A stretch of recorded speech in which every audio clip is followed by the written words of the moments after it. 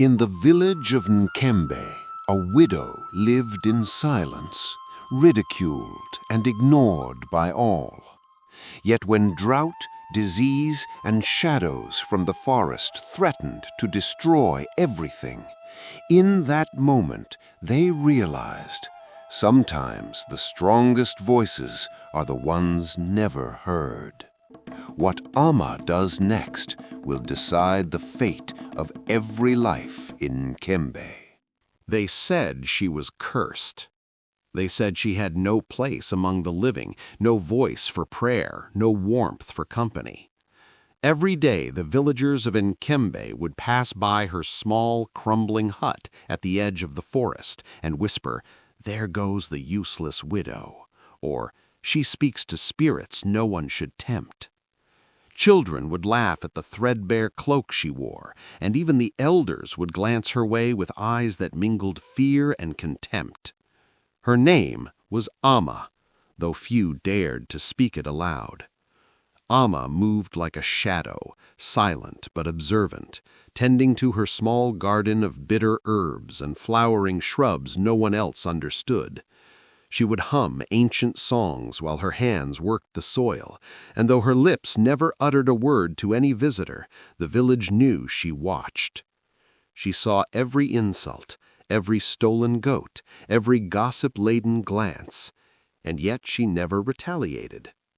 The villagers' cruelty was endless.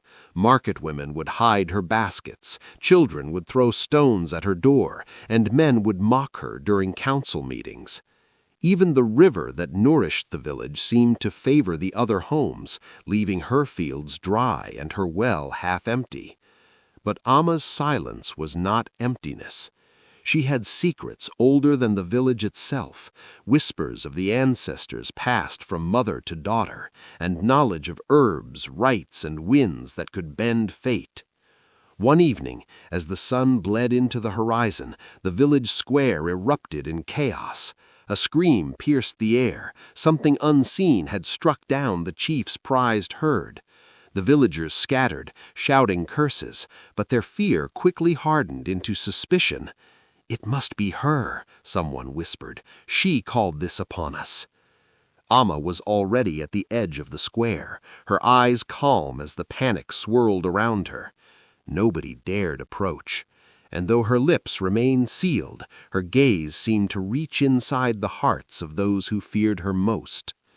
For the first time, a strange tension settled over Nkembe, a ripple that whispered that Amma was not merely a shadow to be mocked. Something deep and unseen stirred within her, something that had waited, quietly, for the village to need her. But as night fell and the wind carried a chill through the huts, a new danger crept closer, one that even Amma had not yet predicted. And in the darkness, a voice whispered, not from the widow, but from the unseen, "Soon they will come for the one they scorned." And with that, the villagers had no idea that the true test was only beginning. By dawn, the village of Nkembe was tense with unease. The chief's prized herd lay scattered along the riverbank, lifeless or missing, and a strange stillness clung to the huts. Crops withered under the sun's harsh glare, and the river that once sang through the valley was now a dull trickle, as if it had forgotten its way. Mothers whispered of sickness creeping through their children. Elders muttered prayers no louder than the wind. At first, the villagers tried what they knew best: ritual chants by the fire, offerings of yams and palm wine at the shrines, sacrifices to the spirits who had once protected their land. Yet nothing worked. The rains did not return, the disease did not abate, and the animals remained restless or vanished entirely. Fear began to twist into desperation. The elders, once proud and unyielding, convened in secret, their voices low but urgent. "Our knowledge fails us," one muttered, shaking his head. "The ancestors themselves turn their faces from us." Another added, "Perhaps the stories were wrong. Perhaps the power we mock is elsewhere, unseen." Eyes turned, almost reluctantly, to the edge of the village. to Amma, the widow, the one they had ridiculed for years, the one they believed useless. Rumors began to spread. Strange herbs were spotted in her garden, blossoms that glowed faintly in the moonlight, and smoke rising from her small hut long after the fire should have died. Some said she whispered to spirits in voices the living could not hear. Others swore she walked with the wind and commanded the forest itself. Yet no one approached her, not yet. Pride held them back, even as hunger and fear gnawed at their hearts. Amma, as always, observed silently. She tended her plants, watered the shriveled roots, and prepared poultices from leaves and bark. But there was more in her eyes now, a flicker of knowing, a patience sharpened by years of solitude. She understood that the village would have to come to her, that the moment they called, they would reveal both their fear and their weakness. And that night, a storm unlike any they had seen began to gather on the horizon. Dark clouds rolled in from the east, wind tearing through the village, carrying the scent of something ancient, something impatient. The elders felt it first, a chill that crawled beneath their skins and whispered of reckoning. When the first bolt of lightning split the sky, the villagers cried out, scattering in fear. And in the darkness, a single thought held them frozen. If Amma does not act, Nkembe may not survive the dawn. The morning after the storm, the village was unrecognizable. Mud clogged the paths, rooftops sagged under fallen branches, and the river churned with debris. Villagers huddled in their homes, afraid to step outside, yet the elders gathered in the square, their pride twisted into fear. They had failed. Every chant, every sacrifice, every prayer had done nothing to heal their village. "Enough," muttered Chief Oba, his voice trembling, though he fought to keep it steady. "We cannot endure this any longer. We must seek Amma." A hush fell over the council. To speak her name aloud was almost sacrilegious. This was the woman they had mocked, stolen from, and cursed. Yet desperation left no room for fear. Slowly they approached the edge of the forest, where her small hut sat in quiet dignity, the smoke from her hearth curling into the gray sky. Amma was already waiting, not for them, but for the moment when the village would kneel in need. She stood at the doorway, her eyes steady, her hands folded over her chest. Silence hung heavy.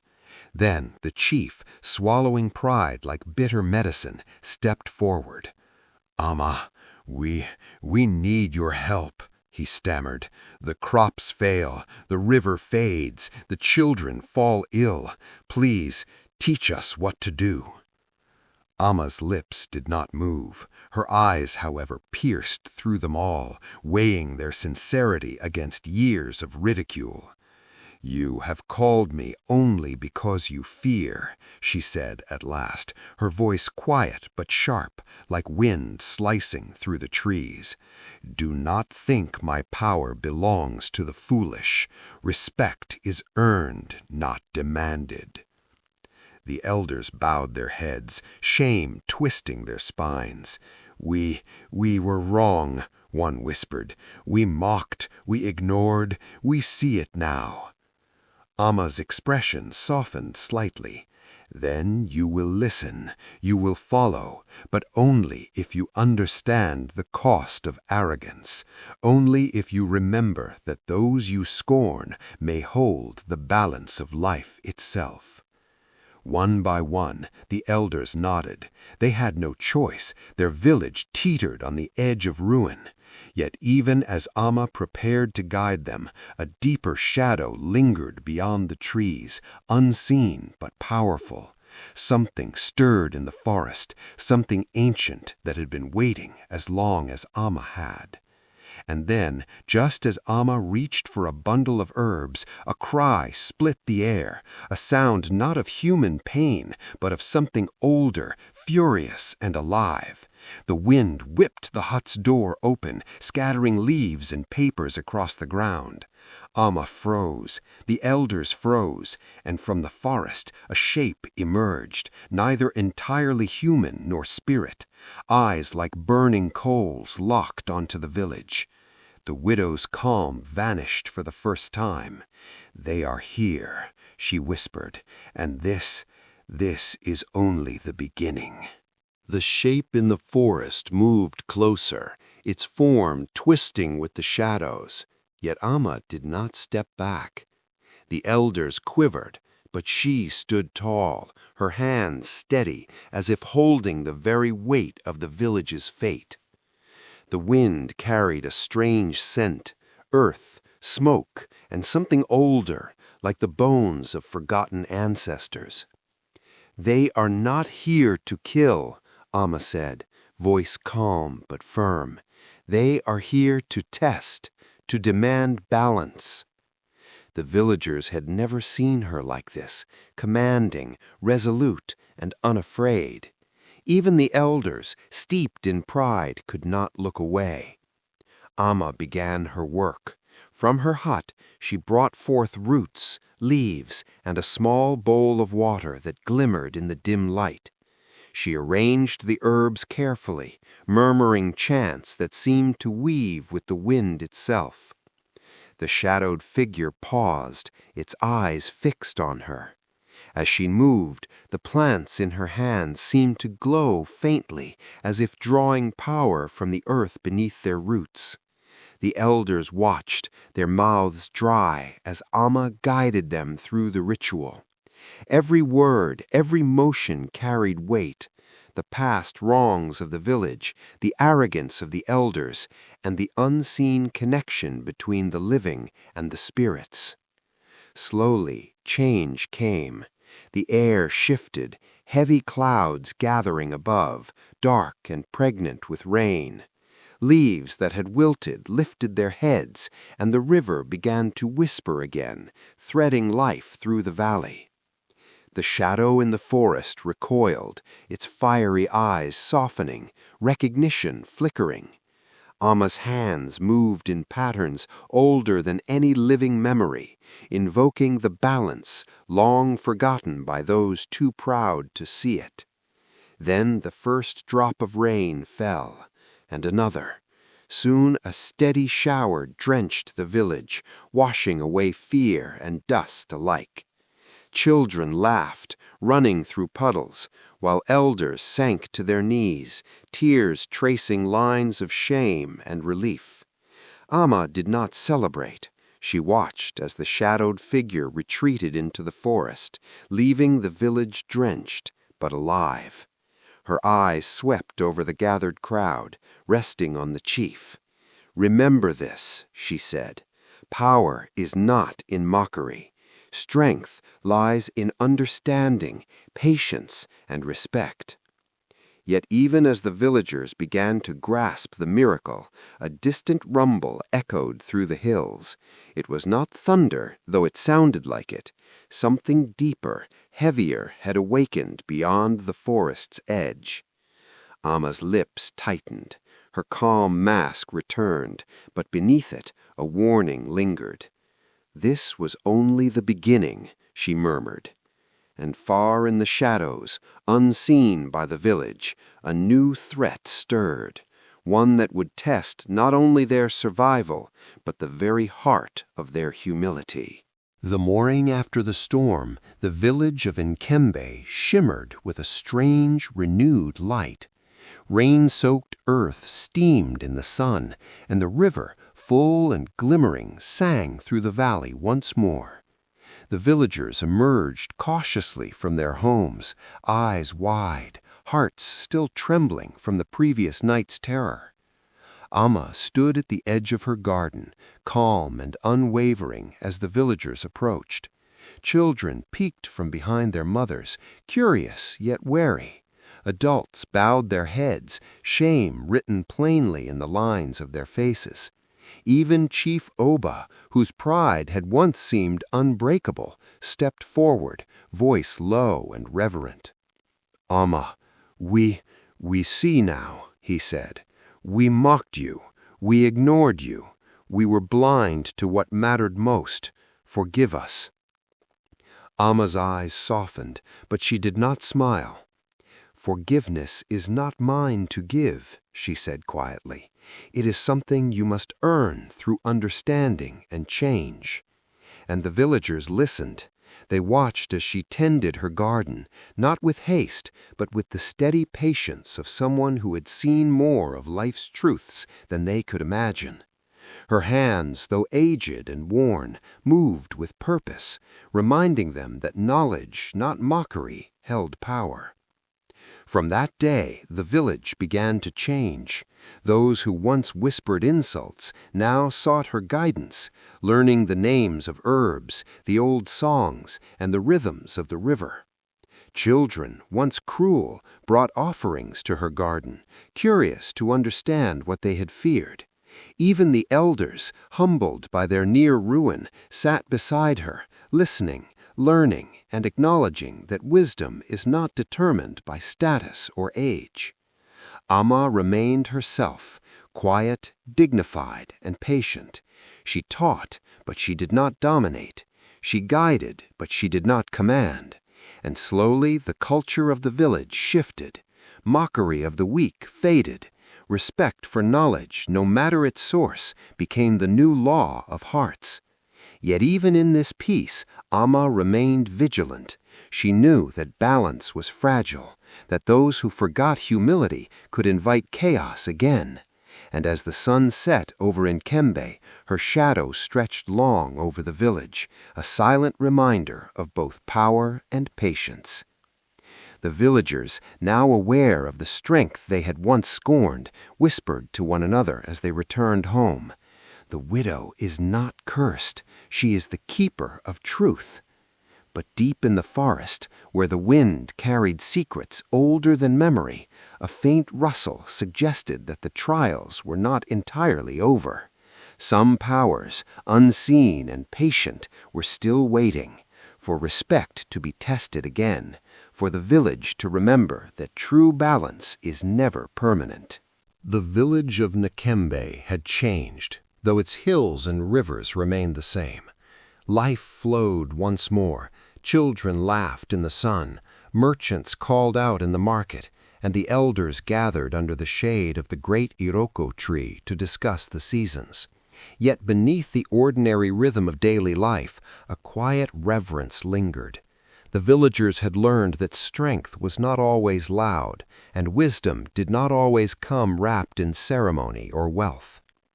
Amma continued to live at the edge of the forest, tending her garden and caring for her small shrine.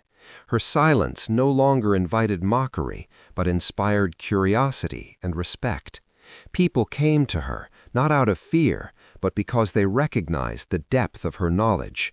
And every visitor who left her hut carried not only remedies for their ailments, but lessons for their hearts. The elders, once proud and dismissive, humbled themselves before her.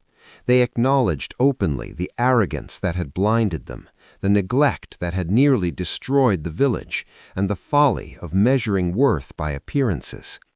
In quiet councils, they now reminded one another, respect is earned, not assumed. Wisdom can come from the most overlooked places. Even the children who once hurled stones at her door now ran errands for her, learning the names of herbs, the rhythms of the seasons, and the songs of ancestors long gone. In this way, knowledge passed quietly, through observation and practice, like a stream nourishing the land. Amma never claimed glory. She never demanded gratitude. Her power was in patience, in understanding, in the quiet courage to endure scorn and to wait for the right moment. And in that patience, she reminded the village that true justice and balance are not instantaneous. They are grown, cultivated, and protected like the gardens she tended. And so the people of Nkembe learned a lesson that would echo through generations. Those who mock the weak invite their own reckoning. Those who respect the quiet often find themselves guided by the strongest hand. And those who ignore wisdom, no matter its form, risk losing all they hold dear. As the sun dipped below the horizon, painting the sky in amber and crimson, the villagers watched Amma's silhouette against the fading light, tall and unbroken, and in the whispers of the wind they heard the words of the ancestors. Strength hides where eyes do not see. Patience shapes destiny. The meek may carry the world. The village was safe, but the lesson remained. And though the widow never spoke of her triumph, her presence was a constant reminder. Power often dwells in silence, and respect, once earned, can change the fate of all. Even as the village rejoiced in its newfound balance, a quiet unease stirred beyond the edge of the forest. Amma felt it first, small, subtle tremors beneath her feet as she tended her garden at dawn. The birds fell silent, the river murmured nervously, and the wind carried whispers that seemed older than the hills themselves. Something watched, something waited. The villagers noticed it too, though most dismissed it as imagination. A child spoke of shadows stretching longer than they should. A farmer swore he glimpsed movement between the trees when no one should have been there. But fear, though present, was tempered by awe. Amma had saved them once. What more could the forest hold? Amma did not answer their questions. She worked in silence, her hands moving over roots and leaves with practiced precision. Yet each night she left small offerings at the edge of the forest, tied bundles of herbs, songs whispered to the wind, smoke curling toward the dark canopy. She was communicating with something unseen, something that neither the elders nor the children dared to acknowledge. One evening, as the sun sank behind the hills and painted the sky with fire, a scream shattered the calm. It came from the far side of the forest, where hunters often went, but seldom returned before dusk.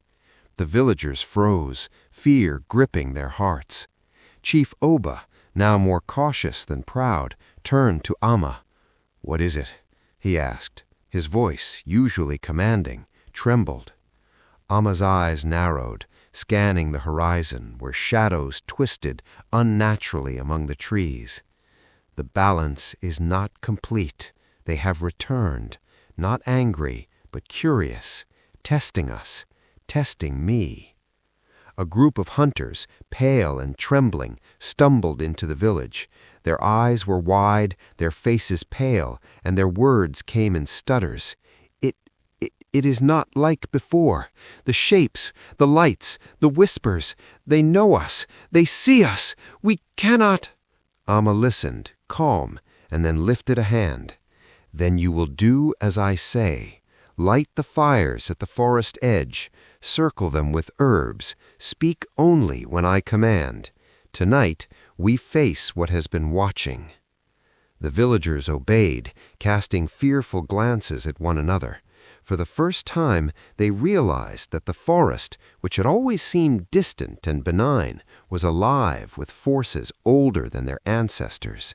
And as darkness fell, the trees seemed to lean closer, shadows stretching like fingers across the village square. A low, deep hum vibrated through the ground, a sound no human throat could make. Amma stepped forward, calm but alert. "Tonight," she whispered, "we see if respect alone can hold back the unknown." And somewhere in the forest, eyes glimmered, waiting for the test to begin. Night had swallowed Nkembe whole. Fires burned along the forest edge, flickering like tiny suns in the darkness, casting long shadows that danced with the wind.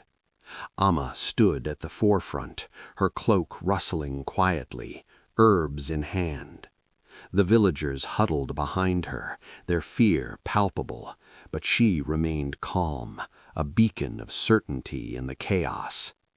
From the forest came a low hum, growing louder, vibrating in the earth beneath their feet.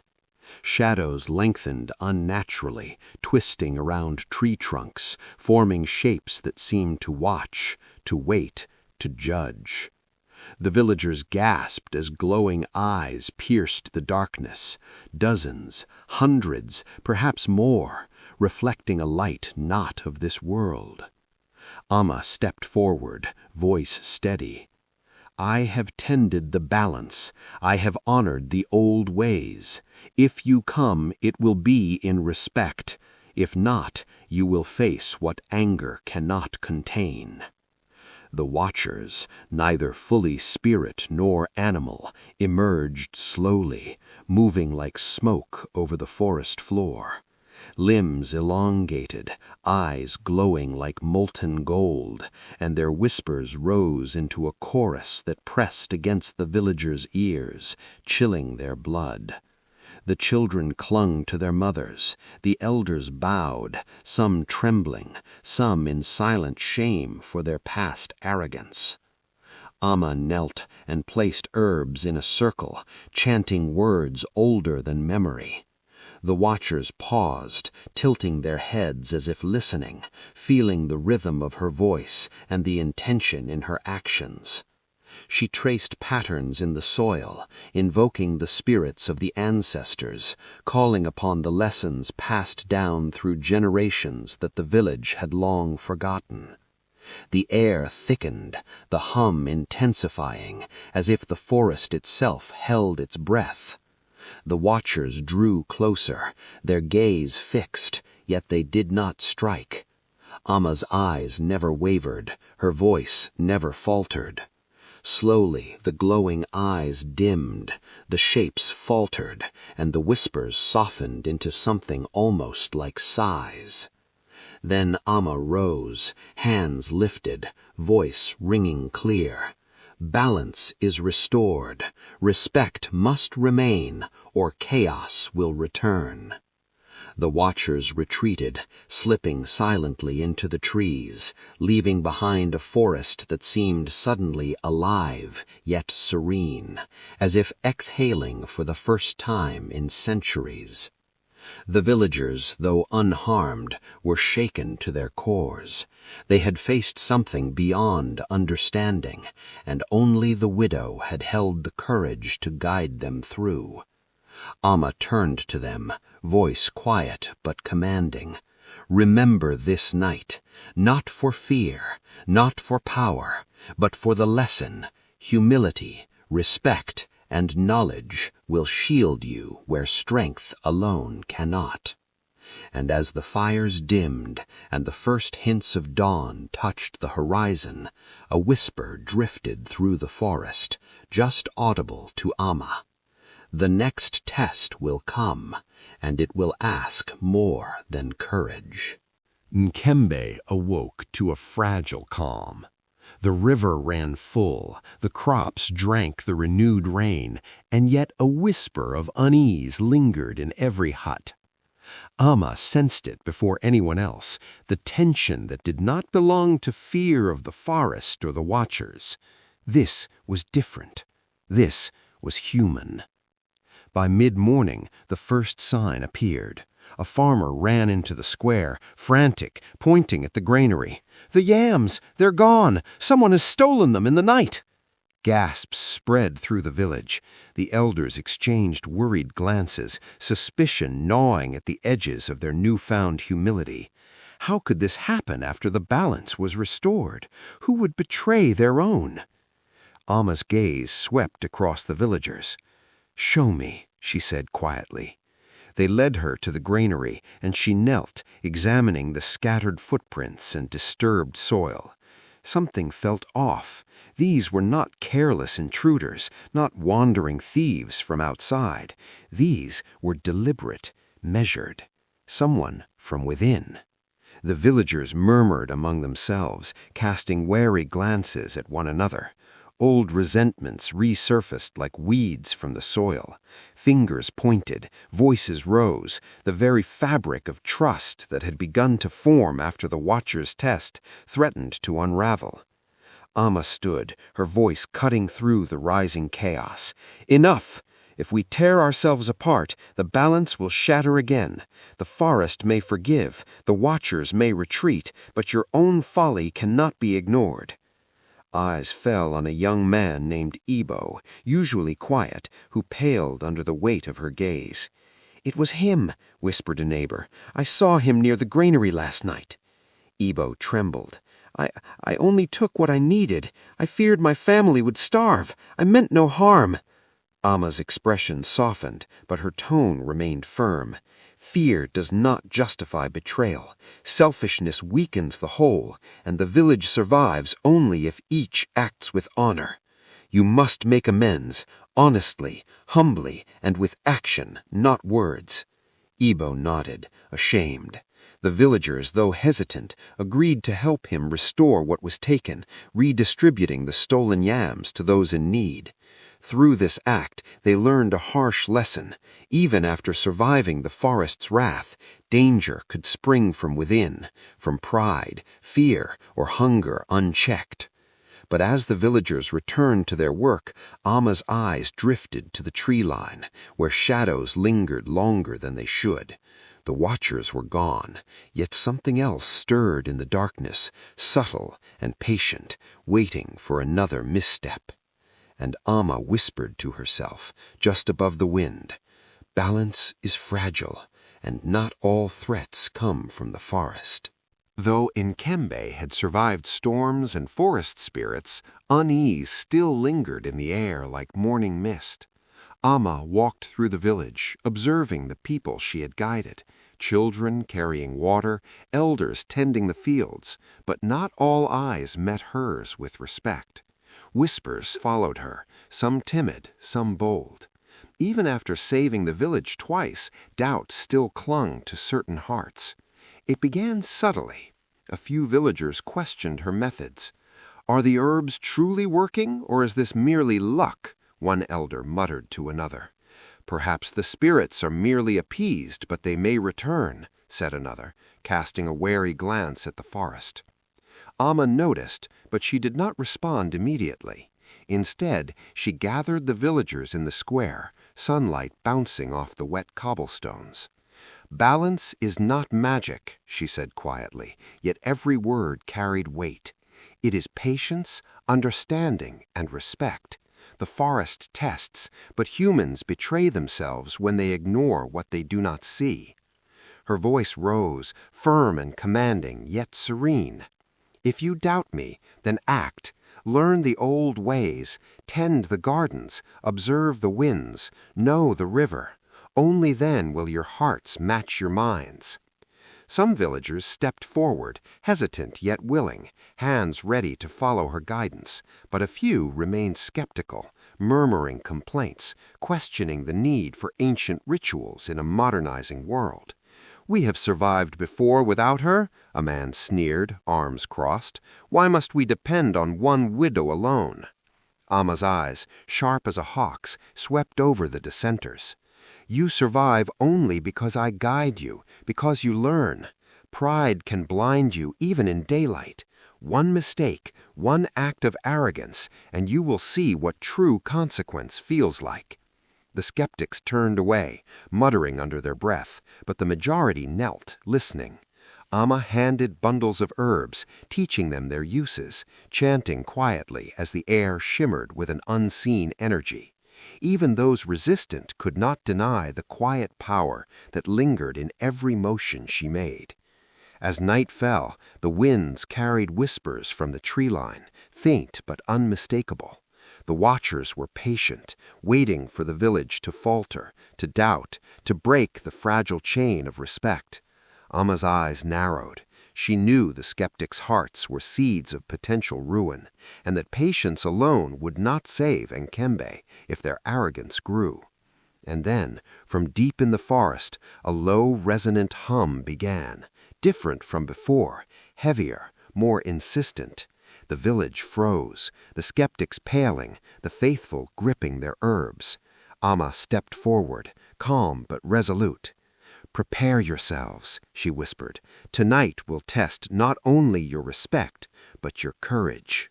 The moon rose, pale and unyielding, casting a silver glow over Nkembe. The village slept uneasily, doors bolted, fires burning low, and the air thick with anticipation. Amma moved among them, placing bundles of herbs at thresholds, whispering prayers older than the tallest trees. Her calm presence was the only anchor against the storm of fear that had begun to coil in every heart. From the forest a hum swelled, a vibration felt more in bones than in ears. Shadows crept along the edges of the village, curling like smoke, flickering with movement that was impossible to track. The watchers had returned, but this time their approach was deliberate, their intent heavy. Amma gathered the villagers in the square. "Do not scatter," she instructed, her voice low but unwavering. "The forest tests not only your respect, but your unity. Fear divides, courage binds. Stand together, or the night will claim what you hold most dear." Some of the villagers shivered, clutching their herbs, while skeptics pressed together, uneasy and unsure. Even the most faithful could feel the weight of the unseen eyes watching their every movement. Then the first shadow stepped into the moonlight. Its form was larger than any human, twisting, coiling, with eyes that burned like embers. The hum grew into a chorus of whispers, each note resonating with a force that made the ground tremble. Children cried, elders prayed silently, but Amma stood firm, circling the square with her herbs, chanting with a voice that echoed in the wind. The shadow hesitated, drawn back by the ritual, but more emerged, dozens, perhaps hundreds, circling, testing, pressing the village to the edge of panic.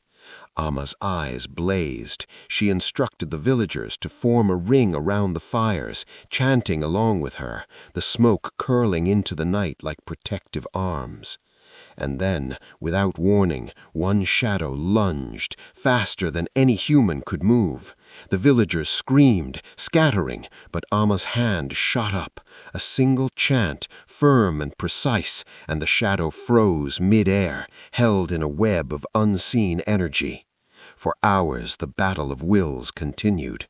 Amma guided the village, her voice a lifeline. The skeptics, forced to act, began to see truth in her words. The faithful grew stronger, their fear tempered by unity.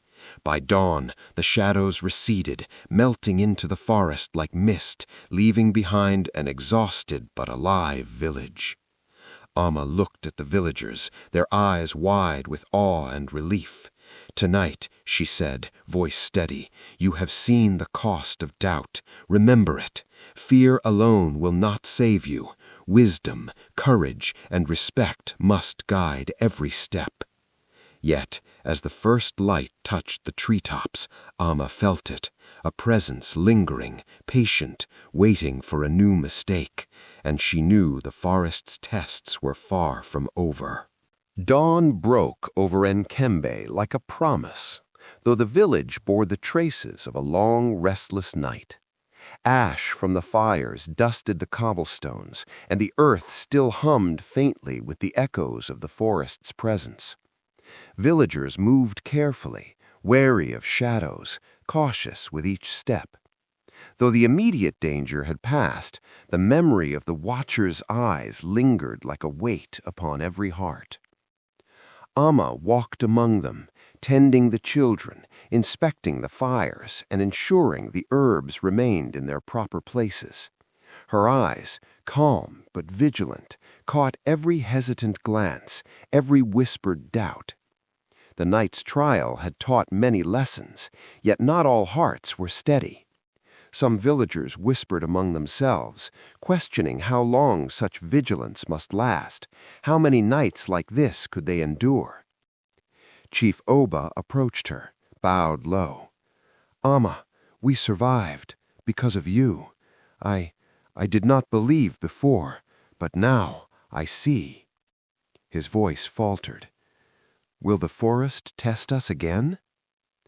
Amma's gaze swept the tree line. "Perhaps. The watchers do not tire. They test patience, courage, and humility. But more often, the danger comes from ourselves, from pride, fear, or neglect." The villagers listened. They began to understand that survival was more than weathering storms or avoiding shadows. It required respect for nature, for the unseen, and for one another. They worked together that morning, repairing the granary, mending roofs, and tending fields, each action echoing the lessons of the night. Yet skepticism lingered. A few still questioned her methods, whispering about luck and coincidence, unwilling to fully acknowledge her knowledge. Amma noticed, but did not confront them immediately. She knew that understanding came slowly, like rain seeping into hardened earth. By evening, the village gathered in the square. Amma demonstrated rituals, teaching chants and the careful use of herbs. Slowly, even the skeptics participated, compelled not by fear, but by the undeniable reality of what had been seen. Unity grew, fragile yet real, as the villagers began to internalize the balance Amma had taught. But in the forest beyond, movement remained. A shadow, silent and patient, lingered near the tree line, observing the village's attempts at harmony. Amma felt its presence, a reminder that vigilance could never cease entirely. She turned to the villagers, eyes steady. "Remember this.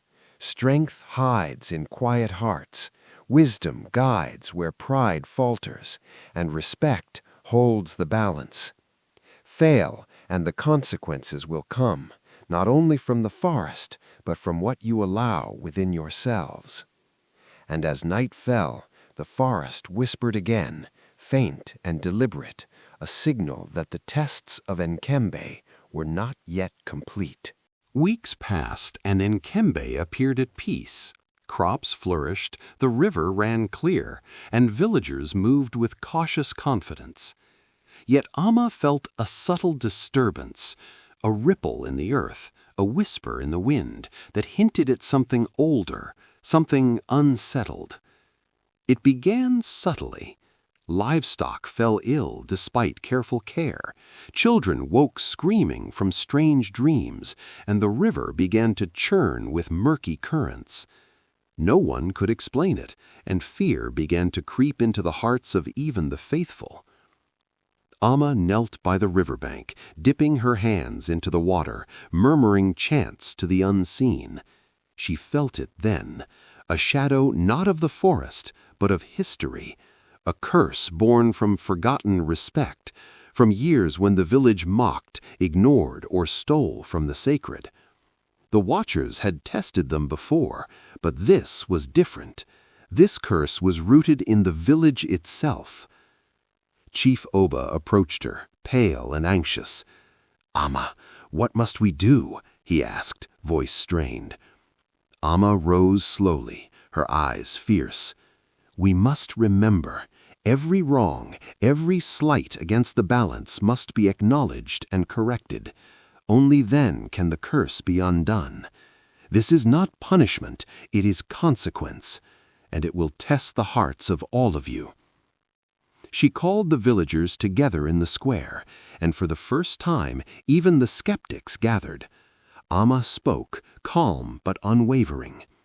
"This is not merely about survival. It is about recognition of mistakes, of arrogance, and of what has been taken for granted. Only truth can undo the hidden harm." One by one, villagers confessed past wrongs. Some spoke of stolen crops, some of mockery, some of neglecting old rituals. Each confession carried weight. Each acknowledgement eased the invisible pressure pressing down on the village. Amma guided them in an intricate ritual, weaving herbs, fire, and chants into a circle of protection around Nkembe. But as the night deepened, the curse did not relent. Shadows stretched unnaturally across the village, whispering in voices that echoed old grievances, old resentments. Even the most faithful trembled. Amma stepped forward, raising her hands high. Courage, humility, and honesty will shield us now. Fear alone cannot. A sudden roar erupted from the forest, louder than any thunder, shaking trees and homes. The villagers clutched one another, panic threatening to break their unity. Amma's eyes narrowed, focusing on the darkness beyond the firelight. And from the forest, a shape moved, larger and more twisted than any they had faced before. It was the curse made visible, an embodiment of every slight, every insult, every act of forgotten respect. Amma whispered, almost to herself, "We face what we have long ignored, and tonight the village must answer." Night had fallen like a heavy curtain over Nkembe. The air thrummed with tension, carrying the scent of damp earth, smoke, and something older, something angry. Shadows twisted unnaturally along the edges of the village, coiling and writhing as though alive. And at the center of it all, Amma stood, her cloak brushing the wet ground, hands steady as she prepared the ritual that would either save them or doom them entirely. The villagers gathered behind her, fear written plainly on every face. Even those who had once doubted her now clung to her words, desperate for guidance. The curse had taken form, a towering, shifting figure, dark as midnight, its eyes glowing with the weight of countless grievances. Every act of scorn, every forgotten ritual, every whispered insult of years past seemed to pulse through its body. Amma stepped forward into the circle she had drawn with herbs, fire, and sacred water. "Tonight," she called, voice ringing clear through the night, "we do not fight with weapons. We fight with truth, courage, and respect.